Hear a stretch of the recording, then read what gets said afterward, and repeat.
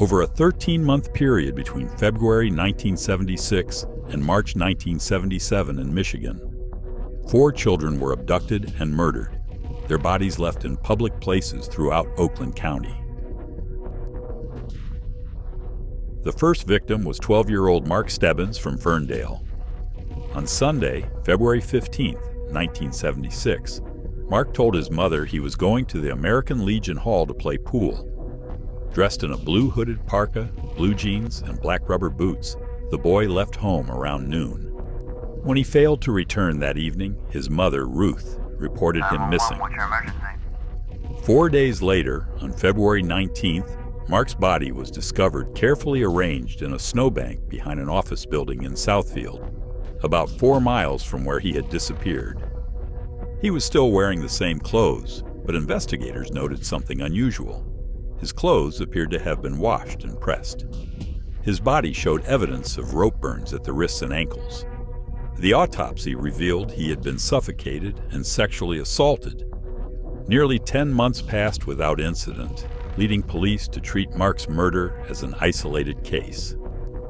Then, on December 22, 1976, 12-year-old Jill Robinson ran away from her home in Royal Oak after arguing with her mother about dinner preparations. Jill packed some belongings in her backpack and left home on her bicycle. On December 26th, the day after Christmas, a motorist made a horrifying discovery along Interstate 75 in Troy. Jill's body lay alongside the highway, still dressed in the clothes she was wearing when she disappeared, her bicycle nearby. She had been killed by a shotgun blast to the face. Eerily, like Mark Stebbins, her clothes appeared freshly laundered. Her body showed evidence that she had been well cared for during captivity, clean, fed, with no signs of sexual assault. The pattern was beginning to emerge. A methodical killer who kept victims for days before murder. A killer who bathed them, fed them, and then arranged their bodies with peculiar care. Just 16 days after finding Jill, on January 2, 1977, 10-year-old Christine Mihelic disappeared from a 7-Eleven store in Berkeley. Christine had walked alone to the store to buy a magazine. When she failed to return home within an hour, her mother called police. Christine remained missing for 19 days. On January 21st, her body was discovered along a rural road in Franklin Village. She was positioned on her back, arms at her sides, legs straight, carefully arranged like a mannequin in a store window. She had been smothered. Like the others, her body and clothes were clean, suggesting she had been bathed before being killed. The OCCK task force was formed, bringing together investigators from multiple jurisdictions under a unified command. Despite the heightened vigilance, the killer struck again. On March 16, 1977, 11-year-old Timothy King disappeared after leaving his home in Birmingham to go to a nearby pharmacy to buy candy. Tim's mother, Marion King, appeared on television pleading for her son's safe return, specifically mentioning that she hoped he could come home to his favorite meal of Kentucky Fried Chicken. What happened next demonstrated the killer's unsettling awareness of media coverage. 6 days after Timothy disappeared, his body was found in a shallow ditch alongside Gill Road in Livonia. The autopsy revealed he had been suffocated and, like Mark Stebbins, sexually assaulted. His clothes were clean and pressed. Most disturbing to investigators, evidence showed Timothy had been fed fried chicken shortly before his death, a grotesque response to his mother's televised plea. The autopsy also revealed another puzzling detail. Traces of rust were found on Timothy's clothing and body. This, along with other evidence, led investigators to believe the children might have been held in some type of industrial setting or warehouse before their murders. The aftermath of Timothy King's murder brought a significant development. A man named Allen sent a letter to Timothy's family, claiming to have seen the boy in a drugstore parking lot talking to a man with a blue AMC Gremlin. The letter provided specific details about Timothy's abduction. Investigators considered this a crucial lead, especially when parts of the letter's information were found to match evidence not released to the public. As the investigation expanded, several suspects emerged. Most notable among them was Christopher Busch, the son of a high-ranking General Motors executive. Busch was a convicted pedophile who had been questioned during the original investigation. In 1978, Busch was found dead in his Bloomfield Township home, an apparent suicide with a gunshot wound to the head. Suspicious drawings resembling one of the victims were allegedly found in his home, along with rope that matched marks found on some victims. Another suspect was Archibald Sloan, a child molester who worked as a mechanic. Hair evidence found in Sloan's car was linked to Timothy King and Mark Stebbins. However, Sloan was in prison during some of the murders and denied involvement in the OCCK cases. Theodore Lamborghini, a former auto worker, became a person of interest in 2007. He was connected to a child pornography ring operating in Detroit during the OCCK time period.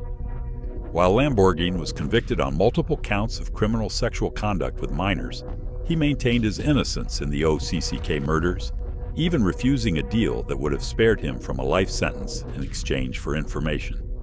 The investigation took another turn when James Vincent Gunnels, who had been sexually abused by Christopher Busch as a teenager, was found to have a mitochondrial DNA match to hair found on Christine Mihalik. The match wasn't definitive enough for prosecution, but raised further questions about Busch's possible involvement. Another theory centered around a wealthy pedophile named Francis Sheldon, who owned a private island called North Fox Island in Lake Michigan, used for a child pornography ring. Some investigators believed there might be connections between Sheldon's operation and the OCCK murders, particularly given the care taken with the victims before their deaths. The case became further complicated by allegations of cover-ups, particularly regarding Christopher Busch. Barry King, Timothy's father, spent years fighting for full access to investigation files, believing authorities protected Busch due to his father's GM connections. What makes the OCCK case particularly frustrating is the abundance of evidence that somehow never led to a definitive conclusion. Fibers, hair samples, witness descriptions of cars, including a blue Gremlin and a Pontiac Le Mans, psychological profiles, and various confessions, all pieces of a puzzle that has never fully come together. In 2005, new DNA testing of hair found on the victims revealed connections between the cases, confirming police theories that one killer was responsible for all 4 murders. Yet this same evidence has failed to match conclusively to any suspect in criminal databases.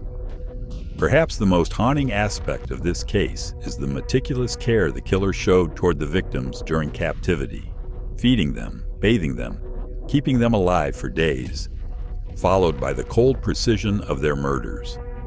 This contradiction points to a highly organized, intelligent perpetrator who somehow managed to abduct children in broad daylight from busy suburban areas, hold them for days without detection, and then dispose of their bodies in public locations without being seen. Who do you think was responsible? Was it Christopher Busch, the wealthy pedophile who died by apparent suicide? Or could it be connected to the North Fox Island child pornography ring that operated during the same period? Let us know your theories in the comments below, and don't forget to subscribe for more unsolved mysteries that continue to baffle investigators to this day. September 29, 1982. The morning begins like any other in the Chicago suburbs. 12-year-old Mary Kellerman wakes up in her parents' Elk Grove Village home with a runny nose and sore throat, ordinary symptoms of a common cold. Her parents, Dennis and Janet Kellerman, give her an extra-strength Tylenol capsule to help ease her discomfort. Within hours, Mary collapses on the bathroom floor. She is rushed to the hospital, but pronounced dead shortly after arrival. The initial cause appears to be a stroke. an unusual and devastating occurrence in one so young. That same morning, in nearby Arlington Heights, 27-year-old Adam Janus also takes extra-strength Tylenol for minor chest pain. He too collapses suddenly and is pronounced dead at Northwest Community Hospital. His brother Stanley, 25, and sister-in-law Teresa, 19, gather at Adam's home to mourn and manage family affairs. Both suffering from headaches amid their grief, they each take Tylenol from the same bottle Adam had used. Within 48 hours, 3 members of a single family are dead. Across town, 35-year-old Mary Lynn Rayner, who had recently given birth to her 4th child, takes Tylenol for postpartum pain and collapses in her Winfield home. In Elmhurst, 35-year-old Mary McFarland takes Tylenol at work, tells colleagues she's not feeling well, and is found collapsed in the company restroom. In Chicago proper, 35-year-old Paula Prince, a United Airlines flight attendant, purchases extra-strength Tylenol at a nearby Walgreens and is later found dead in her apartment. 7 people dead, all after taking extra-strength Tylenol, all within a matter of days. The connection between these deaths was not immediately obvious. It was Dr. Thomas Kim at Northwest Community Hospital who first suspected a link after treating both Adam Janus and later that same day, his brother and sister-in-law. Unsettled by these unusual deaths in one family, Dr. Kim suggested to the medical examiner's office that perhaps the Tylenol was responsible. Cook County Medical Examiner Dr. Edmund Donahue and his toxicologist Dr. Michael Schaffer conducted tests on the contents of the Tylenol capsules. The results were shocking. The capsules contained potassium cyanide at levels 10,000 times greater than what would be needed to kill a human being. The poison had been so potent that many of the victims died before they could even call for help. On the evening of September 30th, just hours after confirming cyanide as the cause of death, Chicago Department of Health Commissioner Dr. Robert Stein appeared on local television with an urgent message. Do not take any Tylenol. We don't know how many packages may have been contaminated. Police drove through Chicago neighborhoods using loudspeakers to spread the warning. Johnson & Johnson, the parent company of Tylenol manufacturer McNeil Consumer Products, faced a crisis unlike any in American corporate history. Within days, they made the decision to recall all Tylenol products nationwide. 31 million bottles with a retail value of over $100 million. An extraordinary move at the time. Investigators determined that the poisonings were not occurring at the production facilities. The cyanide had been introduced after manufacture, likely by someone purchasing Tylenol bottles from various stores, adding the poison to the capsules, and then returning the tampered products to store shelves. This method required the perpetrator to visit multiple locations across Chicago's suburbs, a calculated, methodical approach that horrified the public. People emptied medicine cabinets across America. Hospitals were overwhelmed with calls from terrified citizens who had taken Tylenol. The scope of public panic was so vast that other pain relievers saw their sales increase by over 50% almost overnight. The FBI, Food and Drug Administration, and local police formed a task force to investigate. But they faced incredible challenges. There was no apparent motive. The victims had no connections to each other. The perpetrator left no fingerprints or witnesses. This wasn't a crime of passion or profit. It appeared to be something far more disturbing: random murder for its own sake. Within weeks of the initial deaths, a man named James William Lewis injected himself into the investigation. On October 5, 1982, Johnson & Johnson received a letter demanding $1 million to stop the killing. The letter, postmarked from New York City, instructed the company to transfer the money to a specific bank account. Investigators quickly discovered the account belonged to Primo Gonzalez, who worked with Lewis at a tax consulting firm. Gonzalez had no involvement with the crimes. Lewis had apparently used his colleagues' information in an attempt to frame him. Lewis's background immediately raised suspicions. He had a history of scams and fraud. In 1978, he had been charged with the murder of Raymond West, a 72-year-old man in Kansas City, though the charges were later dropped due to illegally obtained evidence. Lewis and his wife had moved to New York just before the Tylenol murders, after being suspected of credit card fraud in Chicago. The FBI tracked Lewis to New York, where he was arrested on December 13, 1982. Though never charged with the Tylenol murders due to lack of evidence directly connecting him to the poisonings, Lewis was convicted of extortion for the ransom letter and sentenced to 20 years in federal prison. He served 13 years before his release in 1995. For decades, Lewis has remained the prime suspect. He has consistently denied involvement in the poisonings while demonstrating knowledge of the case that troubles investigators.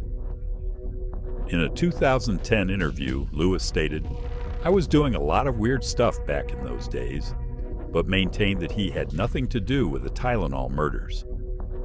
When FBI agents searched Lewis's Cambridge, Massachusetts home in 2009, they found literature on poisons and a collection of news clippings about the Tylenol case. The impact of the Chicago Tylenol murders extended far beyond the immediate tragedy. The case fundamentally changed how consumer products are packaged in America. Before 1982, most medications were sold with minimal security features. After the Tylenol murders, the pharmaceutical industry rapidly developed tamper-evident packaging, including foil seals, shrink bands, and special bottle designs that make tampering obvious. Then CEO James Burke ordered the complete withdrawal of Tylenol products at an enormous cost. The company established a hotline for concerned consumers and offered exchanges for opened Tylenol bottles.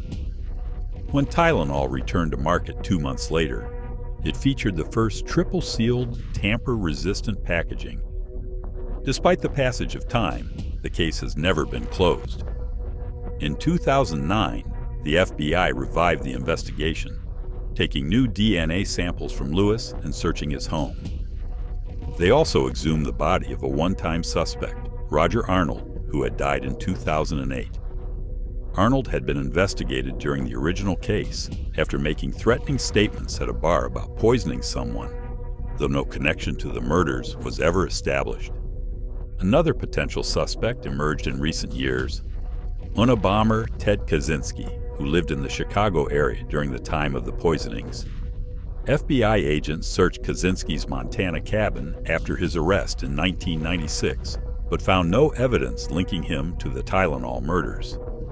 Nonetheless, investigators compared his DNA to samples from the Tylenol bottles in 2011, though results were never publicly disclosed.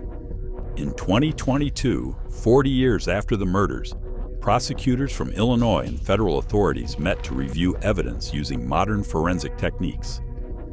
While no public announcements have followed these meetings, sources close to the investigation maintain that the case remains active. What makes the Tylenol murders particularly haunting is their apparent randomness. The victims weren't targeted for who they were. They were killed simply because they reached for a common medication in their moment of discomfort. The killer never communicated their motive. No manifesto explained the reasoning behind such calculated horror. There was no apparent ideology, no financial gain, no personal vendetta that could provide the framework for understanding these crimes. The very randomness of the victims created a unique form of terror. Anyone could be next.